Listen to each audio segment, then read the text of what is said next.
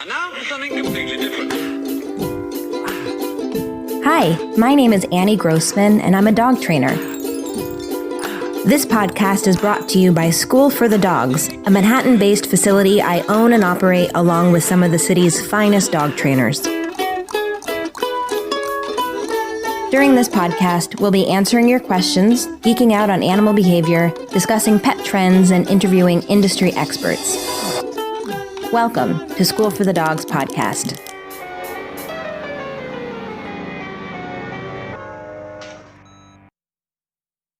Hey guys, Annie Grossman here. I am live answering dog training questions today, and we're starting with this one from Rachel. So my husband and I just started listening to your podcast when we adopted our puppy Penny. She's a total sweetheart and very passive. When you go to get her, she just rolls over and wants belly rubs. We brought her home a few days ago, and she met our neighbor and loved him. However, after a day of settling in, she began barking at him whenever we were outside or going for walks. Also, on our walk, she started barking at all older men. She met another neighbor who was a younger man, and she did not bark at all. She's only 6 months, and we are hopeful we can get her comfortable with some training. Any advice or guidance with this? Thank you, Rachel. So great question, Rachel, and I'm glad that you're dealing with this on the sooner side because, so many behaviors that can develop into, behaviors that are really difficult and dangerous stem from fear. And it sounds like you're noticing that Penny is a little bit fearful of your neighbor. Now, it's possible that, it looks like you're noticing a pattern that it's men. It's possible she had some kind of bad experience with a man in the past, and that's causing this behavior. It's possible also that she just wasn't really exposed to that many men before this. Who knows? But rather than worrying too much about what's causing her to be this way, I would just really focus on how you can help her feel good about whatever men are around her. So, the easiest thing, of course, is I would try and make sure that your husband is the one giving her a lot of her meals and doing a lot of training with her, giving her treats. Just like having good times with your husband will probably help her create, new and good associations with different men. You could also try and have your husband literally put on different hats. Have him dress differently, have him, if he has a beard, have him shave a beard. If he doesn't, have him grow one. Given that we're living in a time where it might be hard to have every guy, come over and hang out with Penny so that she can feel good about every guy you want her to feel good about, you might need to have your husband do a little bit of extra work and kind of putting on costumes, as it were, to get her used to people who look a little bit different than him. But certainly when you're out, as soon as you see a man, I would try and forge a good association for her by giving her something delicious, ideally before she starts to bark. But even if she is barking, I would still try and, give her that yummy piece of sausage or bacon or whatever. And you can give it in the opposite direction from the scary thing to try and take her attention away while also creating that good association, neighbor equals treat. And I like using stuff like peanut butter, other things that are in tubes for this kind of thing when you're outside, especially because your hands won't get gross, which is important when it comes to, wearing gloves, which is going to be soon. But also something like peanut butter in a tube is going to keep her mouth really busy. So she's not going to have a lot of, use of her mouth for more barking. You were saying, is it younger men, older men? It sounds like maybe it could be one or the other. I would just make all men a signal for you that Penny should get something really, really delicious. And, don't push it. That doesn't have to mean the man is giving her the delicious thing. It doesn't mean she has to interact with the man in order to get the delicious thing. I want the first step to be presence of a man, even if it's, 10 feet away, equals something good. And when you start to notice that her body language is showing you like she's a little bit more comfortable when new men are around, then you might start seeing if the man will toss a treat to her, or if you can approach a little bit closer. So Rachel, hope that helps. Another question here. This one is from Julia. Not sure if Julia's in the room. Julia wrote, "Thanks, Annie. I'm trying to reshape my dog's brain. He is reactive to dogs and people walking past. So we sit at our front door or a gate and I feed high quality treats as they walk past. My question is, if he growls or barks, do I continue to feed him or do I wait until he settles? And should I put a mark with a quiet and if he stops, treat?" I think she means if he stops barking, should I use the word quiet? Same with if he runs to the fence and barks at neighbors. He's only outside if I'm with him, but sometimes I'm not quick enough to stop him. Any advice would be really appreciated. Okay, well, I think there's sort of two questions here. One is, do you keep, if you're trying to, use classical conditioning to help your dog, create a new association with something like the neighbors or dogs walking past, and your dog starts engaging in the behavior that you're trying to change, like barking, do you still shove something delicious in your dog's mouth?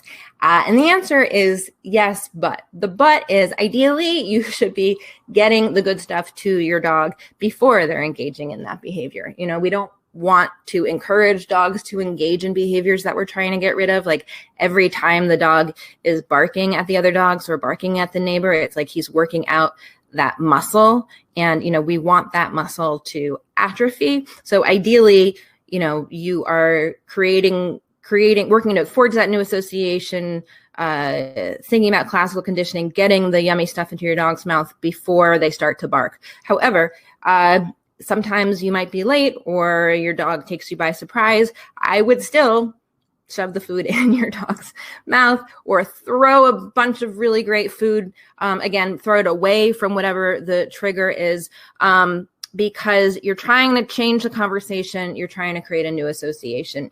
When I first started doing the Karen Pryor Academy, my very first weekend workshop, it's remote, but you do 4 weekend long workshops. And 2 of the people that were in the class with me, one of the dogs, a big dog, like a Rottweiler, went and attacked the other person's dog, who was like a Springer Spaniel. And our instructor, Steve Benjamin, took the bigger dog, I think he was like a Rottweiler, I said, and shoved the dog's food shoved the dog's face into a big bowl of food, like grabbed him and shoved his face into the food. And it was like, what? I remember just thinking, like, this doesn't make any sense. Like, you're rewarding this like bad behavior of one dog attacking the other dog. And it seemed completely crazy to me. And he said, we're changing the situation. And, it took me a while to fully understand that. I think, honestly, like it took me really thinking pretty hard about how classical conditioning affects our emotions, how it's so important to create associations in order to change behaviors. But that was a real sort of like light bulb moment for me, seeing him do that. The example I often give, and I have an illustrated version of this of this in the Good Dog Training course. The example I always give, it's like, imagine you were in a room quietly reading a book and a monster bursts into the room and you scream, and then he hands you $100. And then 5 minutes later, monster bursts into the room, you scream, he hands you $100. After like 3 or 4 repetitions, you're not going to be screaming when he comes into the room. You're going to be like, oh, that's my friend the monster. Like, come sit down and like have a drink with me. But if somebody was watching the whole thing from outside, it would look like he was paying you to scream, right? So it's this kind of funny thing where by ignoring the behavior and just focusing on the association, you can actually change the behavior. So the second part of the question was, should I put a use a marker or use a word like quiet? I would first not worry about using a marker. I wouldn't worry about using a word. I would first just focus on getting this behavior. And then you can start thinking about using a marker to really like pinpoint the moment that he's quiet. You can use a word like quiet. You can add that cue.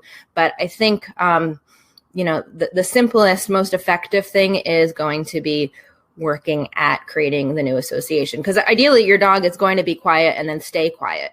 You don't want your dog barking and then you asking your dog to be quiet, because then that can become sort of like its own behavior chain. Like I bark and then she says quiet and then she gives me a treat, right? I'd rather your dog just like not start barking to begin with. So work on that and then come back to me and we'll talk about using a marker and putting the whole thing on cue. And then the last part of Julia's question was, if he runs to the fence and barks at the neighbors, he's only outside by himself. Sometimes it sounds like usually she's with him outside. If running up to the fence and barking at the neighbors is a behavior you want to get rid of, I would just make sure that you are at this point not letting him be outside unless he's on leash with you, so that you can actually work on changing that behavior. If he's off leash and has a chance to do it again, it's like, it's like putting money into that bank account that you don't want him to have. So that my suggestion is to, be careful about not letting him be outside unattended. However, running up to the fence and barking at the neighbors, I don't know. Some people want their dogs to bark at the neighbors. So I'm a little unclear the way you wrote this about whether it's a behavior you want to get rid of or not. I always encourage people to not assume, certain behaviors are just bad, because there are lots of situations where people have dogs because they want them to bark at the neighbors. So it's not an inherently bad behavior. It just depends on, what you want in your life with your dog. My dog barks when the doorbell rings, and it doesn't really bother me.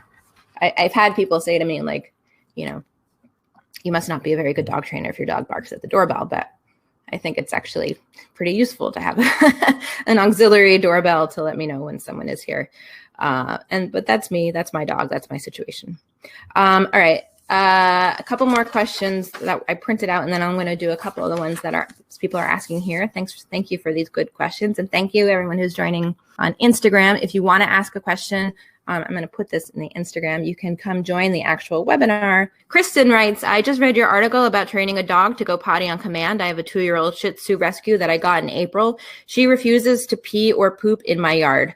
I have a small backyard, so not a lot of space to run, but I want to get her trained to go in the yard because winter is inevitably coming, and I live in Wisconsin, and I don't want to have to go on long walks every time she needs to go. She will pee in the backyard at night, but that seems to be the only time. When she goes in the yard, I always say go potty when she's in the act of going, and I reward her. On occasion, I can get her to pee in the backyard before walks, but not consistently. Today, I was determined to get her to go before our walk, and we've been outside 4 times without luck. I stand there, I give her the potty cue, she won't go. Now we're to the point where she's also annoyed and is barking because I won't move, and I won't move because she won't go, and it's a vicious circle. Mind you, she hasn't gone potty since about 11 p.m. last night, so she should have to go by now. Looking for any tips you have. I've asked my neighbor to bring his dog over and have her pee in the backyard, so there are other scents back there. He's going to start doing that this week. I'm at my wit's end with this. Thank you in advance for your suggestions, Kristen. I like that idea of having the neighbor's dog come over. I'm not sure I would have suggested that, but I think it's actually pretty clever. All right, so a couple questions here. First of all, I wouldn't bother saying go potty at this point as she's doing it. I mean, you can, if you are going to do that, make sure to just say it once. The guide that she's referring to here, I think you can find it if you go to schoolforthedogs.com/house. You can download our potty training guide, which does go over how to get a dog to potty on cue. Schoolforthedogs.com/house. But kind of like in the question I was just talking about, I wouldn't worry too much about getting the behavior on cue at this point as far as using a word, because when you think about it, like all of it is a cue, right? Like being outside, on the street for your dog is a cue.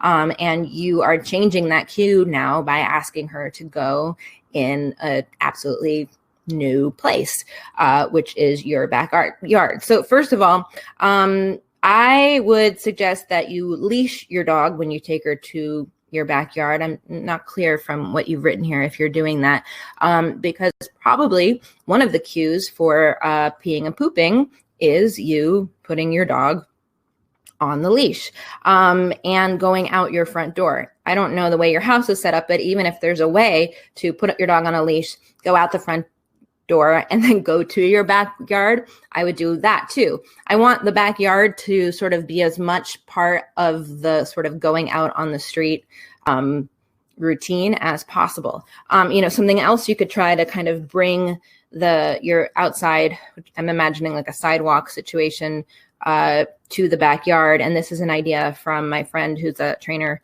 in New York City, Jay Andors. He sometimes has his clients go get like a little block of poured cement, which I think you can probably have made for you if you go to Home Depot, pick up some cement and make like a little sort of sidewalk-y area. We teach dogs to go and pee and poop outside on the sidewalk, and then we ask them to go in our yards, which are grass, and we can make it a little bit more like the sidewalk that way. But yeah, I would say put your leash on your Shih Tzu, bring her out to your yard, and have really no more outside street walks from now on if the goal is to really get her to go in the yard. And that might mean taking her out a lot. It might mean trying something like a cement block. I think the idea of having your neighbor's dog pee there is probably smart, because part of the reason dogs, like going out on the street is so that they can smell other dogs pee, check their pee mail, as we say. You could even get some other dogs to pee out there. You can actually buy all kinds of animal urine online if you try. I haven't personally experimented with doing that kind of thing very much, but sounds like you're interested in experimenting and figuring this out. So those are my best suggestions. And I would suggest that all outside time that's off leash only happen at this time all like yard time that's off leash at this point should only happen after she pees or poops. And, try also when you have her unleashed outside, walking briskly, even if you're walking in circles. Sounds like part of what's happening is she's getting frustrated. Well, she's going to be less frustrated if she's focused on keeping up with you, if she's getting some like physical exertion, which is probably part of the reason also that she likes going outside on the sidewalk. So hope that's helpful, Kristen. I had a couple more printed out questions here, but I'm going to see if I can address some of the ones that you guys are asking. Let's see. Maggie says, my puppy is a 7-month-old Pomsky who recently got neutered. He always barks at other dogs during our walks, even before he got neutered. I thought he would calm down after the surgery, but he is still aggressive. Any tips on how to train him to be less aggressive?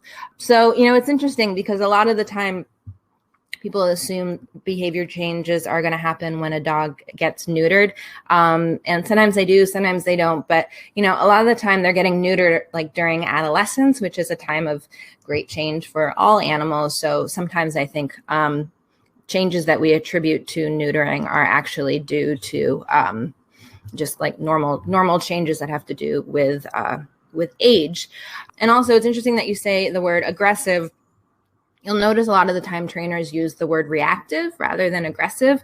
Why? Because, your dog is clearly reacting to something, but, it's very likely because of fear, not necessarily because, he's like, angry and violent, which are kind of like words that we more associate with something like a dog being aggressive. A lot of the times, especially, if a dog is on leash, barking is the best way that a scared dog has to tell the other dog, like, hey, get away from me. I'm not comfortable, right? If your dog's on leash, they can't run away in the other direction. What can they do? Well, they can say with their voices, Hey, I'm big and scary. I'm a big and scary Pomsky. I don't want you near me.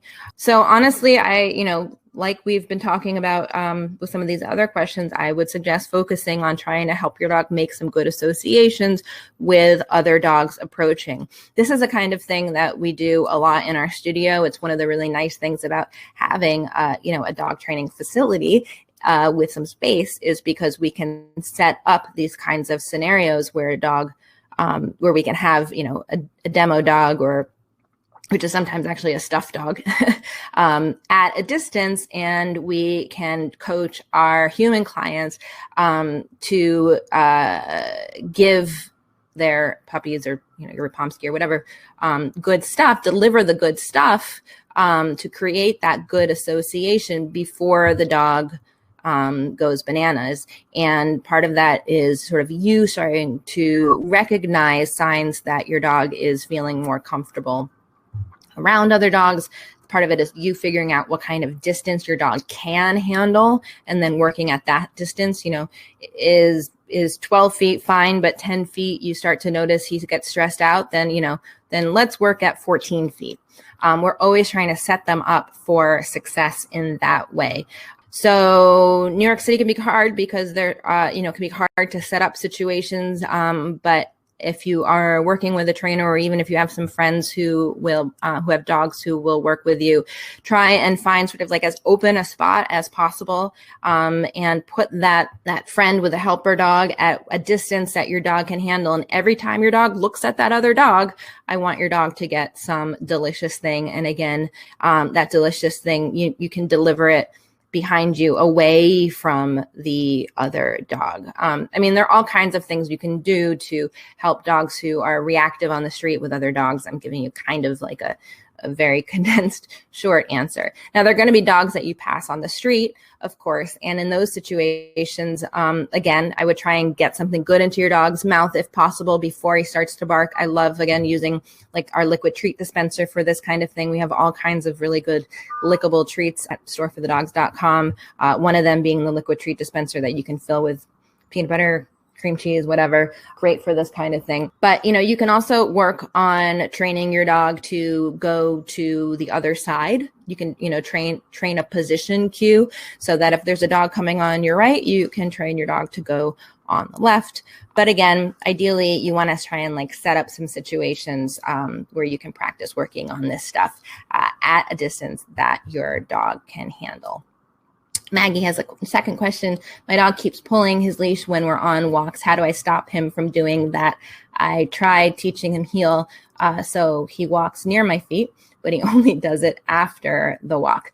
Okay, again, this is like a question that could give a very long answer to, but my short, my short answer to dealing with leash pulling, especially, with a young, energetic Pomsky. First of all, make sure that he's getting adequate exercise and playtime. 7 months old, he's still really young. Part of the reason he's barking at other dogs, I don't know, your situation 100% at all, but might be because he's not getting a lot of good off-leash time with other dogs. So every time he sees another dog, he sees it as sort of like a frustrating social opportunity, and the best he can do is bark. Pulling might be caused by something, similar, kind of like not getting enough chance to like get his crazies out. And so he's trying to like pull to the next thing, get you to go faster. One thing I like to suggest, and this is like what I was saying about the person who's trying to get their dog to pee outside, is switch directions. Switch directions a lot. Be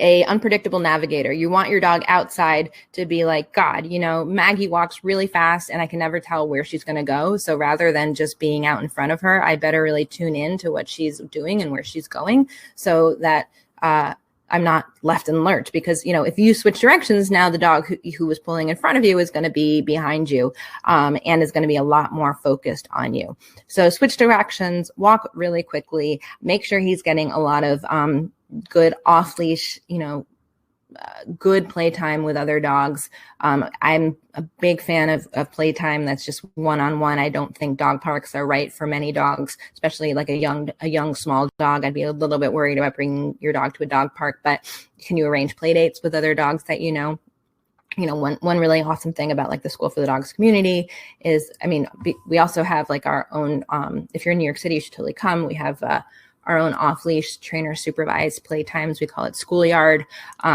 But it's a nice way for people to connect with each other so that they can have play dates. With a 7-month-old Pomsky, you could probably arrange a play date in your apartment. You don't need a huge amount of room. Beyond that, there's certainly equipment that can be helpful. I really like the Freedom harness, which we carry, comes in small sizes. The Ruffwear harness, front range harness, I like too. Both of these are harnesses that you can attach the clip on the front, and that can really help with to reduce pulling.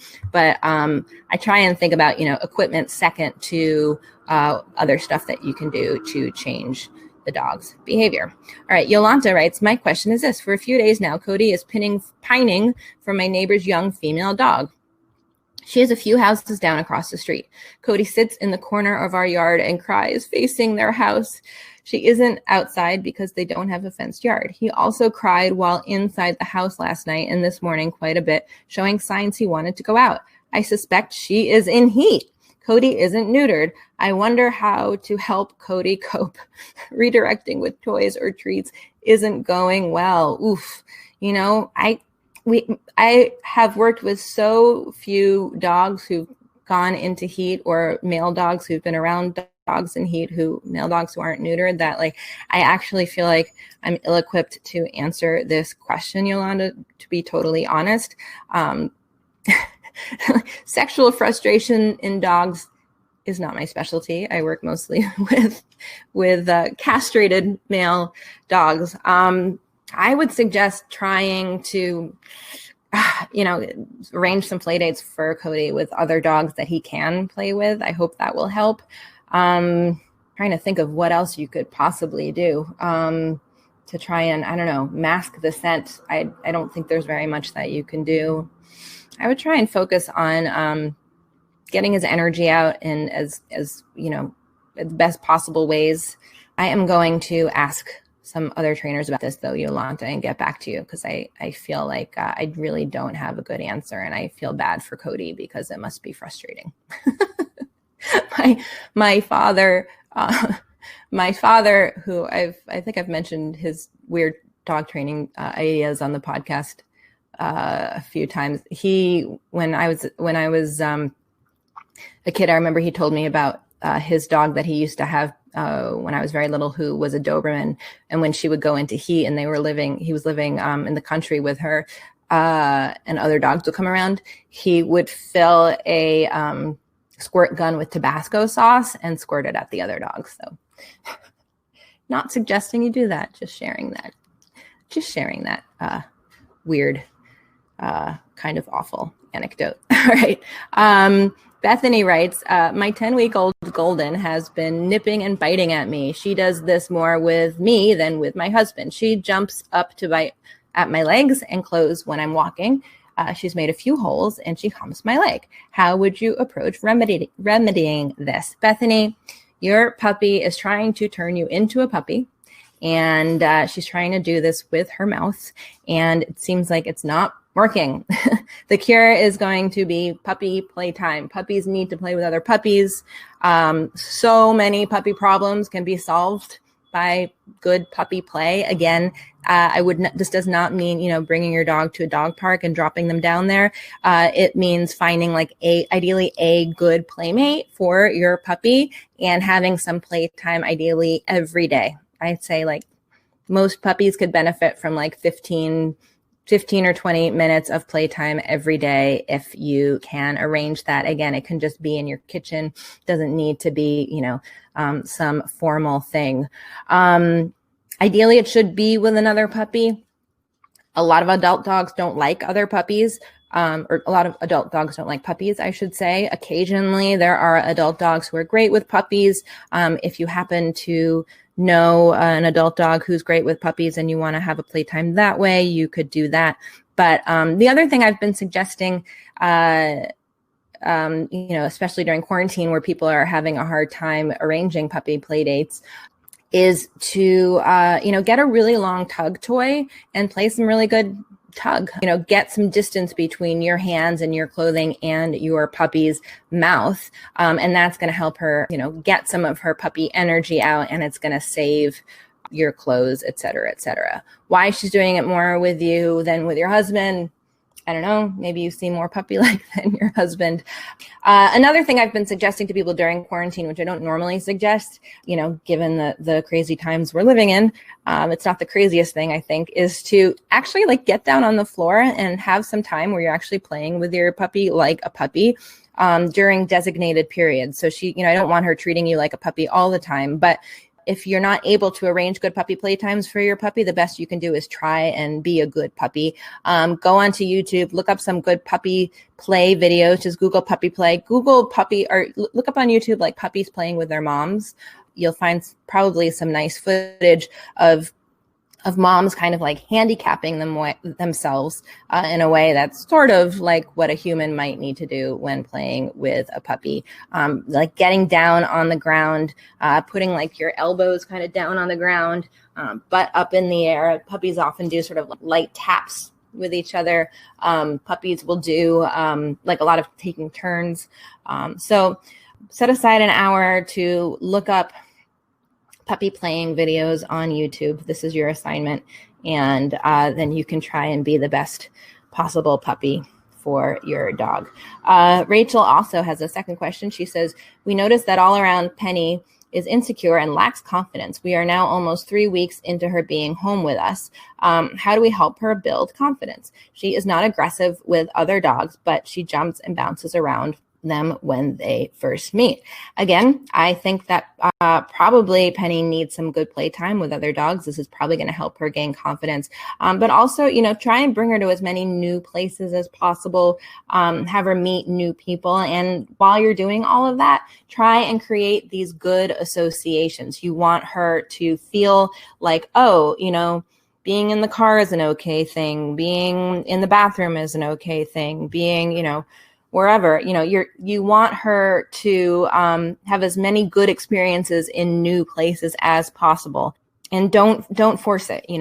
Another thing that often happens that I think can chip away at a dog's confidence is we get too focused on the behaviors, on what behaviors we think we want the dog to perform before we're thinking about how we want the dog feeling. So, it's good that you're noticing that she's maybe a little bit fearful, which is kind of what a lack of confidence can be. So think about how you can change her emotions, and then you can worry about teaching her to sit, lie down, all the behaviors that we want. Too often, I think we put dogs into situations where they're not fully comfortable, and then we ask them to perform behaviors for us when we instead should really first sort of work on creating that really solid foundation of them feeling good, and then ask them to perform behaviors. I always give the example, in puppy kindergarten, people come in with their puppy. They have this idea of what a puppy in puppy kindergarten should look like. They want their dog sitting, paying attention, and I'll hear them saying sit, and the dog is all over the place, never been in a room with this many people and this many dogs, and there's so many new scents, and the person saying, sit, Penny, sit, and I'll come over and I'll be like, Penny, be cute. Good job. It's I call it criteria zero. That's what you're doing when you're socializing any animal, and socialization is a lifelong thing. It's not just about puppies. Criteria zero is you are rewarding them for simply existing, and then you're going to just slowly build that criteria. Okay, now she's existing and she's sitting. Now she gets the treat. But just start with rewarding by existing. And, we go over a lot of this stuff in the Good Dog Training course, which you can find at schoolforthedogs.courses. It's also .com/courses. You can find it at storeforthedogs.com. All right, I think I'm just going to take one more question here. This one is another one I printed out like an old lady. This is from Denise, who writes, hi, I live in Australia. My sister is in the UK. She had a dog from a puppy. She toilet trained it, got up for it, etc. For a year now, the dog refuses to go on walks with her. He goes with her husband or her daughters. She tries to lure him with treats, but once past the gate, he refuses to go with her. He will go in the car with her, but he won't get out to walk. Refuses. He will lounge with her in the house. The girls have now left home. My sister wants the dog to exercise. What can she do? He's a long-haired golden, King Charles Spaniel, I think. long floppy ears.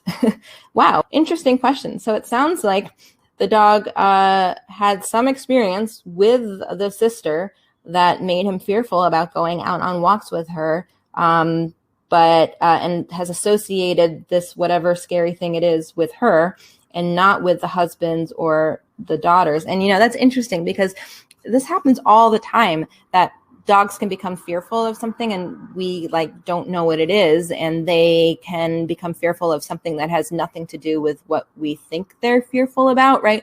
What I mean is maybe one time you were out walking, she was out walking with the dog and a police car went by with its siren blasting and the dog got scared and now associates, being outside and feeling scared with your sister. So, made the connection police siren sister or whatever. I mean, there's so many things happening in any given moment we can't probably go back and figure out what happened. I'm thinking about our trainer though. Anna Ostroff, her dog one time was out in a skateboarder. She was already scared of skateboards. But a skateboarder came right up past her. And Ginger became, I think, fearful of that block, the block where the skateboarder approached her, right? Didn't actually, it could have happened anywhere. The block is not actually a dangerous place. If someone new had been walking Ginger at that time, rather than Anna, who walks her, 90% of the time, she might have made that association with the new person. So again, we maybe can't know why this happened, but my suggestion would be to go out with the dog in any way possible. So maybe get a really big bag and start there. Start having the dog just feel good about being outside with your sister at all.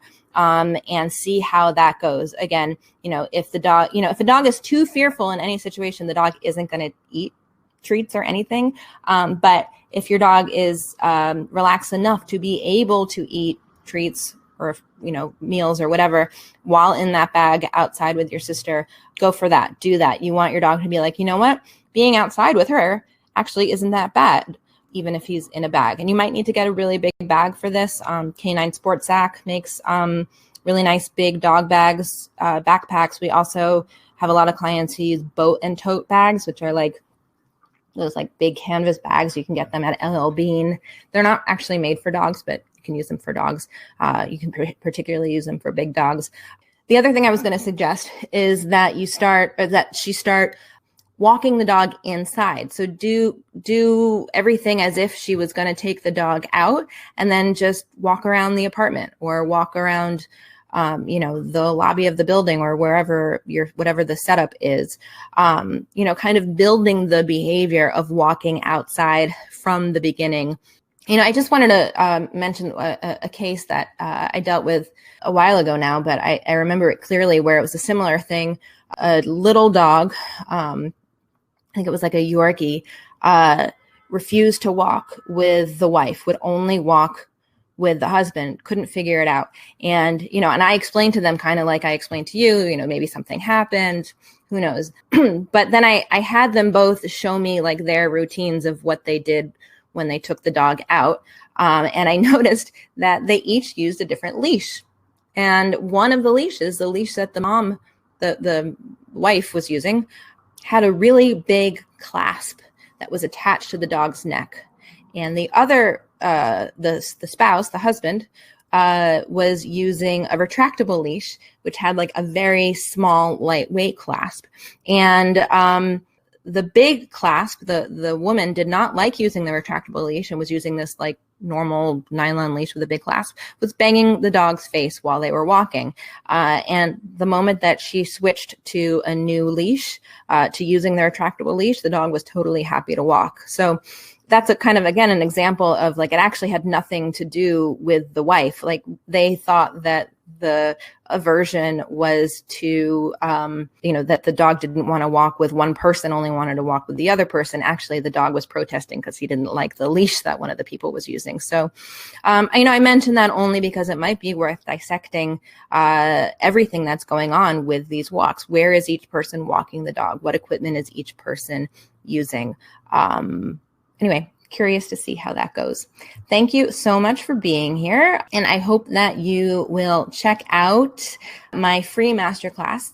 I will put it here in the comments. You can get there at anniegrossman.com/masterclass. If you have not seen it already, it is full of, I think, really useful, actionable stuff. It's about an hour long. It talks about our new online classes, which are self-paced. At the end, there is a coupon for storeforthedogs.com if you go through the class. And I think you will get something out of it. I think that's all. All right. Thanks a lot for being here, and I will see you guys soon.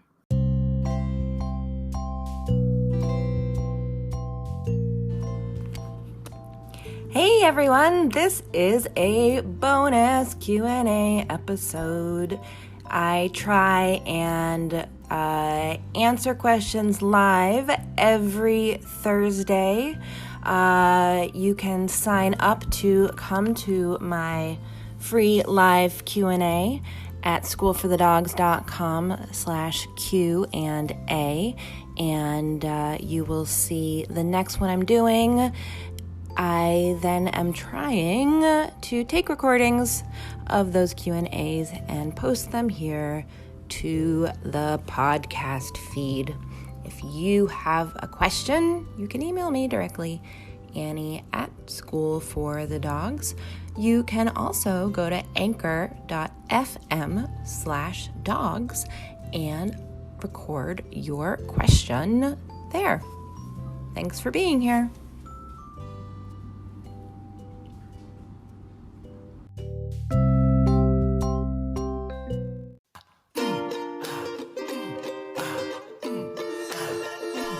Thanks so much for listening.